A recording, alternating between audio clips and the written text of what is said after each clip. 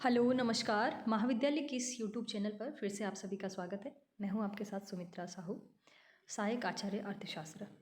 आज हम निवेश के मांग वक्र की चर्चा करेंगे। इससे पहले हमने MEC या पूंजी की सीमांत कुशलता क्या होती है इसके बारे में चर्चा की थी। अब MEC के ही माध्यम से या उसी को हम निवेश मांग वक्र क्यों कह रहे हैं, वो किस तरह से हम निरूपित कर सकते हैं उसके बारे में यहाँ देखेंगे। पूंजी की सीमांत क्षमता स्वयं निवेश की मात्रा से प्रभावित होती है। देखो, अभी पहले हमने बात की थी कि निवेश को प्रभावित करने वाले तत्वों में जो सबसे महत्वपूर्ण तत्व है वो MEC है, पूंजी की सीमांत उत्पादकता या पूंजी की सीमांत कुशलता। लेकिन पूंजी की सीमांत क्षमता जो है वो स्वयं निवेश की मात्रा से प्रभावित होती है। वो कैसे? कि जैसे जैसे आप निवेश की मात्रा बढ़ाते जाते हैं वैसे वैसे MEC की जो मात्रा है वो घटती जाती है। ये कैसे होता है? निवेश की मात्रा में वृद्धि के साथ ही MEC घटती है। इसके दो कारण हैं। पहला क्या है? एक ही प्रकार की अधिक मशीनों के में निवेश से उनके द्वारा उत्पादित माल में प्रतिस्पर्धा बढ़ने से उनकी प्रत्याशित आय घटती है। अब देखो इसका क्या मतलब है। जैसे एक ही प्रकार की मशीन में निवेश किया जा रहा है या एक ही प्रकार की, या फॉर एग्जांपल हम बोले यहाँ पर मांडलगढ़ में किसी कोई एक कपड़े की शॉप यहाँ स्टार्ट हुई। मतलब किसी ने सबसे पहले एक दुकान यहाँ स्टार्ट की, उससे पहले कोई नहीं थी, एक शॉप है यहाँ पे। अब उसके बाद धीरे धीरे उसके बाद क्या हुआ, या तो उसी निवेशक ने 2, 3, 4, 5 और शॉप वहाँ पर चला ली, उसमें और निवेश किया। तो इससे क्या होगा, एक ही वस्तु की जो या सप्लाई थी या उसकी पूर्ति थी वो बढ़ने से प्रतिस्पर्धा बढ़ जाएगी, क्योंकि पहले एक ही दुकान थी तो जो सारे कस्टमर थे उसी दुकान पे जाते थे। लेकिन अब क्या हुआ, वैसी की वैसी वस्तुएं आपको अन्य दुकानों पे भी मिल सकती हैं। तो उसके कारण क्या हुआ, उन वस्तुओं के मध्य प्रतिस्पर्धा हो जाएगी उनमें। तो इसके कारण क्या होगा, वस्तुओं की कीमतें कम होगी जिससे प्रतिशत आय भी कम होगी। जैसे ये मैंने एक सिंपल एग्जाम्पल दिया। इसी प्रकार जैसे कोई एक निवेशक है जो फॉर एग्जांपल कोई X वस्तु है उसका उत्पादन कर रहा है, उसके लिए वो एक मशीन लेके आया। अब धीरे धीरे उस वस्तु की डिमांड बढ़ रही थी, तो इसके लिए उन्होंने क्या किया, 2, 3, 4, 5 और मशीनों की डिमांड बढ़ाई। तो एक फैक्टर तो क्या होगा, नो डाउट निवेश बढ़ने से यहाँ क्या हो रहा है, निवेश बढ़ने से वस्तु का उत्पादन बढ़ रहा है। लेकिन वस्तु का उत्पादन बढ़ने से उत्पादित माल में पूर्ति बढ़ रही है, इसलिए उनकी कीमत भी कम होगी, उनमें प्रतिस्पर्धा ज़्यादा होगी, तो प्रत्याशित आय कम होगी। दूसरा क्या होगा, मशीनों की डिमांड बढ़ा रहे हैं। मशीनों की डिमांड बढ़ाने के कारण क्या होगा, मशीनों की कीमतें बढ़ने लगेगी, जिसके कारण क्या हुआ, उनका मूल्य या लागत बढ़ने लगेगी। तो हमने MEC की जब चर्चा की थी तो हमने देखा था MEC क्या है, Y/P हम बात कर रहे थे। Y है प्रोस्पेक्टिव यील्ड या प्रत्याशित आय, और P था सप्लाई प्राइस या पूर्ति कीमत। अब यहाँ पर चूँकि जैसे जैसे निवेश बढ़ाया जा रहा है, प्रोस्पेक्टिव जो यील्ड है वो धीरे धीरे कम होती जा रही है और जो सप्लाई प्राइस है वो बढ़ती जा रही है। इसके कारण क्या होगा, जो MEC का जो नेट रिजल्ट हमें मिलेगा, जैसे जैसे निवेश बढ़ाया जाएगा MEC कम होती जाएगी। तो जो MEC का कर्व हम बनाते हैं वो डाउनवर्ड स्लोपिंग बनाते हैं, ये ऋणात्मक ढाल वाला बनाते हैं। उसका क्या कारण है, उसके दो कारण यहाँ पर हमने देखे। एक तो है कि एक ही मशीन में यदि निवेश आप कर रहे हो तो उसकी डिमांड बढ़ने से क्या होगा, उसकी डिमांड बढ़ने से उसकी प्राइस बढ़ेगी, यानी सप्लाई प्राइस बढ़ेगी।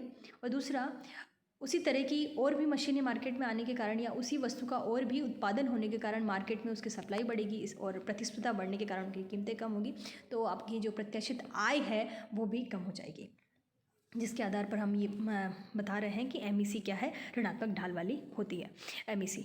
ठीक है, अब यहाँ पर हम इसको एक टेबल के द्वारा भी इसको देख सकते हैं। जैसे सपोज ये ना, पूंजी की हासमान सीमांत क्षमता कैसे, निवेश राशि करोड़ रुपए में। यहाँ पर सबसे पहले 10 करोड़ रुपए निवेश किया गया, तो एमईसी जो पहले वर्ष में जो पहले निवेश के माध्यम से जो एमईसी मतलब लाभ की प्रत्याशित दर जो थी 12% थी। कहने का मतलब आप 10 करोड़ आप इन्वेस्ट कर रहे हो, आप इस उम्मीद के साथ इन्वेस्ट कर रहे हो कि आपको 12% वार्षिक आपको रिटर्न या प्रतिफल मिल जाएगा एमईसी के रूप में, ठीक है। अब आपने और निवेश बढ़ाया, 20 करोड़ किया, तो धीरे धीरे अब क्या हुआ, 20 करोड़ के कारण आपका निवेश जो एमईसी है वो कम होकर 10% हो गया। और निवेश बढ़ाया 30, 40, 50, 60, 70, 80 करोड़। तो धीरे धीरे धीरे जैसे जैसे निवेश बढ़ रहा है वैसे वैसे क्या हुआ, आपका जो उससे मिलने वाला जो प्रतिशत लाभ की दर है या पूंजी की सीमांत क्षमता है वो घटती जा रही है। एक अतिरिक्त पूंजी की इकाई में निवेश करने से उससे प्राप्त होने वाला जो प्रतिफल है वो धीरे धीरे घटता जा रहा है। उसके हमने 2 कारण देख लिए, ठीक है। उपरोक्त निवेश मांग अनुसूची से ज्ञात होता है कि अन्य बातों के स्थिर रहते हुए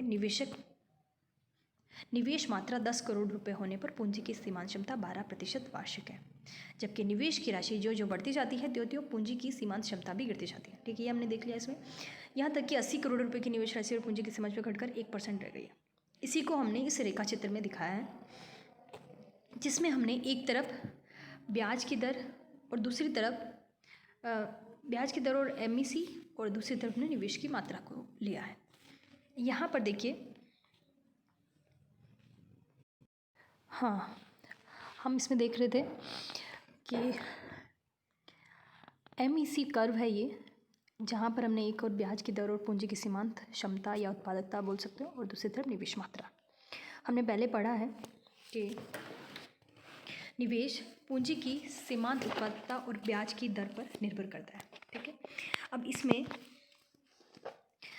किसी दी हुई ब्याज की दर पर ये ज्ञात कर सकते हैं कि अर्थव्यवस्था में निवेश की किस मात्रा पर संतुलन होगा। अब यहाँ पर फॉर एग्जांपल हमने यहाँ ब्याज की दर R1, R2, R3, R4 हमने लिखी, यहाँ पर निवेश की मात्रा। इस रेखा चित्र में निवेश बढ़ने पर पूंजी की सीमांत क्षमता घटती जा रही है। जैसे जैसे निवेश बढ़ रहा है एमईसी घट रही है। अतः एमईसी वक्र ऊपर दाएं से नीचे की ओर ढालू अर्थात पूंजी की सीमांत क्षमता वक्र नीचे की ओर गिरता हुआ।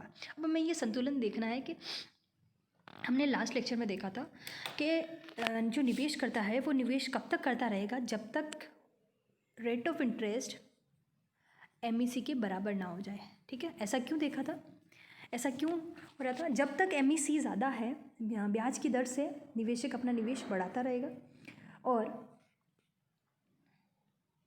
जब MEC is greater than rate of interest निवेश करता अपना निवेश बढ़ाएगा, क्योंकि जो रेट ऑफ इंटरेस्ट है एक तरह से पूंजी की लागत के रूप में हम यहाँ देख रहे हैं, और एमईसी उससे प्रत्याशित आय या प्रत्याशित लाभ के रूप में हम इसको देख रहे हैं। तो जब तक एक अतिरिक्त पूंजी की इकाई से प्राप्त होने वाली प्रत्याशित आय उनके उससे पूंजी पर लगने वाले ब्याज से ज़्यादा है, निवेश बढ़ेगा। और ये कब तक बढ़ता रहेगा, जब तक कि एमईसी रेट ऑफ इंटरेस्ट के बराबर ना आ जाए, ठीक है। तो यहाँ पर हम देख रहे हैं कि जब रेट ऑफ इंटरेस्ट R4 की इक्वल थी तो एमईसी भी क्या है, इसी के बराबर है, यहाँ पर इस पॉइंट पे है, और निवेश कितना है, OI1 है। अब सपोज रेट ऑफ इंटरेस्ट कम होकर R3 हो जाए तो एमईसी आपकी क्या हो जाएगी, OI2 लेवल पर। ये इस तरह से आपको एक इनवर्स रिलेशन देखने को मिलेगा। इसी को हम नीचे पूरा एक विस्तार से इसको समझते हैं। यहाँ पे देखो, निवेश फलन अथवा निवेश प्रेरणा पूंजी की सीमांत क्षमता तथा ब्याज की दर पर निर्भर करती है। जब ब्याज की दर ऊंची होती है तो निवेश मांग कम तथा नीची ब्याज दर पर निवेश मांग अधिक होती है। अब इसको समझ लेते हैं। सबसे पहले एमईसी को बाद में देखते हैं, सबसे पहले हम निवेश और ब्याज की दर में रिलेशन देखते हैं। अब सपोज किसी के पास हमने देखा था, या तो हमारे पास अतिरिक्त पूंजी हमारे खुद के पास है, तो हम उसका 2 तरह से यूज़ कर सकते हैं। या तो हम खुद निवेश करें किसी प्रोडक्टिव इन्वेस्टमेंट में, जैसे कि हम खुद मशीनरी खरीद के ले आएँ और उसका उपयोग करते हुए हम वस्तुओं का उत्पादन करें और उसको मार्केट में बेचकर हम उससे आय प्राप्त करें। उसका दूसरा उपयोग ये हो सकता है कि हम उस पैसे को किसी और को लोन पर दे दें या ऋण पर दे दें ताकि उससे में ब्याज मिलता रहे। अब यदि ब्याज ज़्यादा है तो आप निवेश नहीं करोगे, आप क्या करोगे, ऋण पर दे दोगे, लोन पर दे दोगे और उससे आपको ब्याज मिल जाएगा। निवेश करने पर जो आपको एमईसी मिल रही है, मतलब आपको जो आय मिल रही है, यदि वो ब्याज से ज़्यादा है तभी आप निवेश करोगे खुद, किसी प्रोडक्टिव कोई मशीन खरीदना चाहोगे, कोई दुकान लगाना चाहोगे, कोई प्लांट सेटल करना चाहोगे, मतलब कोई फैक्ट्री में इन्वेस्ट करना चाहोगे, तो जब तक ब्याज की दर से आपको मिलने वाली प्रत्याशित आय की जो उम्मीद है वो ज़्यादा है, तो आप खुद निवेश करोगे बजाय किसी को लोन देने। ठीक है, तो इन्वर्स रिलेशन हो गया। जब ब्याज की दर ऊंची है तो आप निवेश ना कर क्या करोगे, किसी को लोन पर दे दोगे, क्योंकि निवेश करने से जो मिल रही आय उससे ब्याज दर आपको ज़्यादा मिल रहा है, तो आप क्या करोगे, लोन देकर ब्याज प्राप्त करना चाहोगे। ठीक है, दूसरी तरह से हम देख सकते हैं, सपोज़ आपको निवेश करना है, उसके लिए आप 5 या 10 लाख रुपए बैंक से उधार लेकर आए हो। अब वो आप कब तक निवेश करोगे, यदि 10 लाख रुपए आप लेकर आए हो, वो आप किसी प्रोजेक्ट में निवेश करने वाले हो। ठीक है, फॉर एग्जांपल आपने 10 लाख रुपए उधार लिए और यहाँ आप अपनी सिटी में आप एक दुकान खोलना चाह रहे हो। फॉर एग्जांपल आप यहाँ देख रहे हो कि यहाँ कपड़े की कोई दुकान नहीं है, बढ़िया ब्रांडेड जीन्स या जो भी है उसकी आप एक यहाँ दुकान डालना चाह रहे हो, उसमें आपने 10 लाख रुपए इन्वेस्ट किए।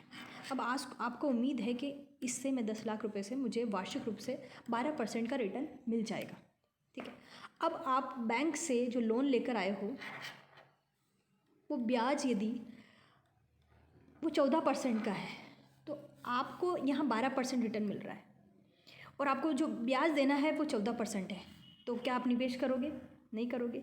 तो इसके लिए क्या ज़रूरी है, या तो ब्याज की दर कम हो तो आप क्या करोगे, निवेश बढ़ा दोगे। ब्याज, अब बैंक यदि आपको वाकई में लोन देना चाहते हैं या मंदी की स्थिति इकोनॉमी में, तो क्या होगा, ब्याज की दर को कम किया जाएगा। 14% से घटाकर यदि वो 8% हो जाए, तो जो पहले का निवेशक जिसको 12% रिटर्न की उम्मीद थी लेकिन उसको 14% ब्याज देना पड़ रहा था, वो निवेश नहीं कर रहा था, अब वो क्या करेगा, क्योंकि ब्याज की दर कम हो गई तो बैंक से जो लोन लिया जा रहा था वो बढ़ जाएगा। जो बैंक से लोन लेकर 8% की ब्याज पर वो निवेश करेगा जिस पर उसको 12% रिटर्न की उम्मीद है। तो इस तरह से जब ब्याज की दर कम होगी तो निवेश बढ़ेगा, जब ब्याज की दर बढ़ेगी तो निवेश कम होगा। इस तरह से ब्याज और निवेश में इन्वर्स रिलेशन हमें देखने को मिलता है। ठीक है, आपको थोड़ा सा क्लियर हुआ होगा। ब्याज एक तरह से पूंजी की लागत है, तो हम कभी भी जब उधार लेकर आ रहे हैं उस पर हमें 10 या 15-12% का ब्याज देना पड़ रहा है, तो हम यही सोचेंगे कि उस पैसे को हमने जहाँ पर भी उपयोग किया है उससे कम से कम उससे तो ज़्यादा हमें रिटर्न मिले, कम से कम उसके बराबर तो मिले, तभी हम निवेश करेंगे, वरना हम क्यों करेंगे। ठीक है, तो हाँ, निवेश मांग कम तथा नीची ब्याज दर पर निवेश मांग अधिक होती है। तो ये आपको इन्वर्स रिलेशन समझ में आया होगा, क्यों ब्याज की दर और निवेश की मात्रा में इन्वर्स रिलेशन है। और दूसरा MEC डाउनवर्ड स्लोपिंग क्यों है, ये हमने देख लिया। ठीक है, अब आगे हम देखते हैं, किसी दी हुई ब्याज की दर पर निवेश की मात्रा हम ज्ञात कर सकते हैं। निवेश किस मात्रा में संतुलन में होगा, इसको हम देखते हैं। OY पर पूंजी की सीमांत क्षमता या सीमांत उत्पादकता और तथा ब्याज की दर को हमने यहाँ पर लिया इस डायग्राम में। बाजार में प्रचलित ब्याज की दर R4 है, संतुलन में होने के लिए इतना निवेश किया जाएगा कि पूंजी की सीमांत क्षमता ब्याज की दर के बराबर आ जाए। अब देखो, हम मानते हैं कि मार्केट में जो ब्याज की दर है वो R4 के बराबर है, तो मार्केट में इतना निवेश किया जाएगा कि निवेश के कारण जो MEC है वो आपके R4 के बराबर आ जाए। तब तक लोग निवेश करेंगे जब तक कि आपको निवेश से प्राप्त होने वाली जो MEC है या प्रत्याशित लाभ की जो दर है वो ब्याज की दर के बराबर आ जाए, तब तक होगा। तो इक्विलिब्रियम का होगा R4 यहाँ पर होगा। यदि ब्याज की दर और घटकर R3 हो जाए तो निवेश को इतना बढ़ाया जाएगा कि MEC वापस घटकर R3 के बराबर आ जाए, निवेश और बढ़ेगा। अब यहाँ पर क्या हुआ, जब ब्याज की दर R2 हुई, अभी हमने देखा जब ब्याज की दर कम हुई तो और निवेश बढ़ेगा। निवेश बढ़ने से क्या होगा, हमने देखा अभी, निवेश बढ़ेगा तो उन्हीं जो पूंजीगत मशीनों हैं, पूंजीगत परिसंपत्तियां हैं, उनकी डिमांड बढ़ेगी। डिमांड बढ़ने से उसकी सप्लाई प्राइस या पूर्ति कीमत बढ़ेगी, और दूसरी तरफ उनसे द्वारा उत्पादित वस्तुओं की पूर्ति बढ़ने से उनकी कीमत कम होगी। इस कारण से MEC कम होकर क्या होगी, धीरे धीरे वापस R3 के बराबर आ जाएगी। तो ये एक प्रोसेस चलता रहेगा।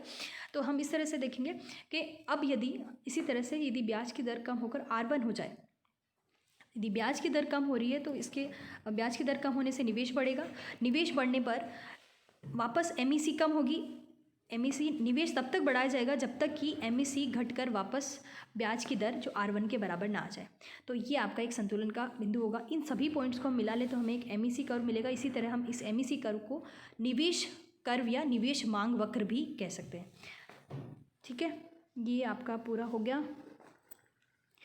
इससे ये निष्कर्ष निकलता है कि पूंजी की सीमांत क्षमता वक्र ही निवेश मांग वक्र अथवा निवेश प्रेरणा वक्र होता है। ये निवेश मांग वक्र ये दर्शाता है कि विभिन्न ब्याज की दरों पर निवेशकर्ता कितना कितना निवेश करने को प्रेरित होंगे।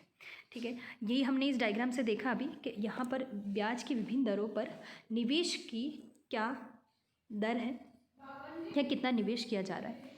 ठीक है, यदि निवेश मांग वक्र अधिक लोचदार है तो ब्याज की दरों में बहुत कम घटत बढ़त होने पर भी निवेश मांग में क्रमशः बहुत अधिक कमी या वृद्धि हो जाएगी। अब देखो यहाँ पर तो हमने ये देख लिया कि निवेश और ब्याज की दर में विपरीत संबंध है, लेकिन यदि MEC वक्र अधिक लोचदार है या कम लोचदार है उस पर उसके कारण यह फर्क पड़ेगा कि ब्याज की दर में परिवर्तन का निवेश पर क्या प्रभाव पड़ रहा है। उसको हम देखते हैं। ब्याज की दरों में बहुत कम घटत बढ़त होने पर भी निवेश मांग में क्रमशः बहुत अधिक कमी या वृद्धि हो जाएगी। जैसे ये अधिक लोचदार है। अब देखो पहले हमने जब इलास्टिसिटी पढ़ी थी, जब मैंने आपको बताया था कि ये थोड़ा सा इंपॉर्टेंट कंसेप्ट है, आप इसको ध्यान से पढ़िएगा। देखो ये दो कर्व मैंने बनाए, एक ये है और एक ये है। इन दोनों में से अधिक लोचदार कौन सा होगा? This one. ये ज़्यादा लोचदार है क्योंकि यदि यहाँ पे हमने रेट ऑफ इंटरेस्ट लिया है, यहाँ पे निवेश लिया है, तो यहाँ कहने का क्या मतलब है? ब्याज की दर में थोड़ा सा परिवर्तन निवेश में बहुत अधिक परिवर्तन ला रहा है, तो ये क्या है? अधिक लोचदार निवेश मांग वक्र है। और जब MEC वक्र या निवेश का मांग वक्र कम लोचदार है तो उस स्थिति में ब्याज में थोड़ी बहुत यदि वृद्धि या कमी भी हो रही है तो निवेश में कोई परिवर्तन नहीं होगा। तो ठीक है, यदि निवेश मांग वक्र कम लोचदार है तो ब्याज की वृद्धि या कमी से निवेश में उतना प्रभाव नहीं पड़ेगा। लेकिन यदि जैसे सेकंड वाले डायग्राम में, इसमें देखिए आप सेकंड डायग्राम में, और दूसरा फर्स्ट वाले डायग्राम में आप देखिए जो अधिक लोचदार है तो ब्याज में कमी होते ही निवेश भी आपका बढ़ जाएगा। ठीक है, अब ये आपका निवेश मांग वक्र पूरा हुआ। अगले लेक्चर में हम देखेंगे कि पूंजी की सीमांत मांग वक्र में बदलाव या परिवर्तन किस तरह से हो सकता है, ये चेंज किस तरह से होता है, ये हम देखेंगे। तब तक आप इसको पढ़िए, एक बार रिवाइज कीजिएगा। थोड़ा सा टेक्निकल है लेकिन एक बार आप पढ़ेंगे तो आपको समझ में आ जाएगा। तब तक के लिए धन्यवाद।